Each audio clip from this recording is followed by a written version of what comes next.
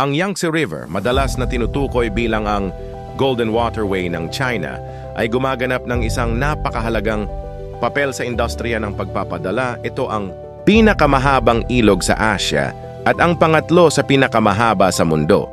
Ito ay sentro sa pang-ekonomiya at logistical infrastructure ng China na sumusuporta ay parehong domestic at international na kalakalan. Ang Yangtze River Basin ay tahanan ng major pang-industriyang lungsod tulad ng Shanghai, Wuhan, Nanjing at Chongqing. Umaasa ang mga lungsod na ito sa mabigat na transportasyon ng ilog para sa parehong domestic at international na kalakalan, lalo na para sa maramihang kalakal tulad ng karbon, bakal at agrikulturang mga produkto. Ang Yangtze ay maaring i-navigate sa pamamagitan ng mga barko sa halos buong haba nito. At ito ay tumanggap ng iba't ibang uri ng sasakyang dagat. Ang mga cargo ship, barge at bulk carrier ay karaniwang ginagamit upang maghatid ng mga kalakal sa tabi ng ilog. Mga pangunahing container terminal sa kahabaan ng Yangtze, lalo na sa Shanghai, humawak ng malaking dami ng containerized cargo.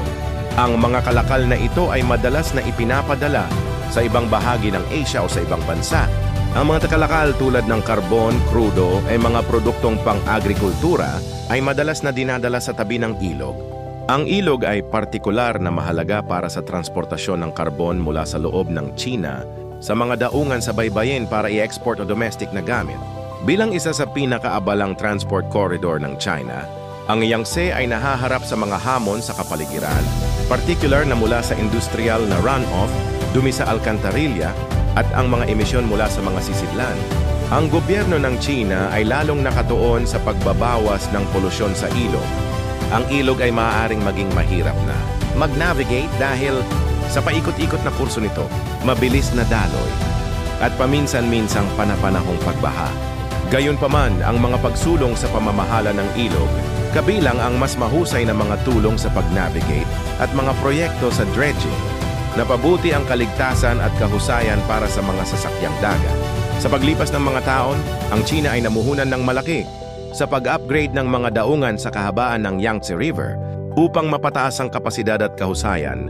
Kabilang dito ang mga modernong container terminal, bulk handling facility at warehouse. Ang inisyatiba ng Yangtze River Economic Belt ng gobyerno ng China ay nakatuon sa pagpapaunlad ng transportasyon ng rehiyon, kabilang ang pagpapabuti ng mga daluyan ng tubig, daungan at railes sa loob ng bansa upang mapalakas ang paglago ng ekonomiya at mapadali ang mas maayos na kalakalan. Nakabiyahe ka na ba dito? Just leave a comment. Thank you for watching.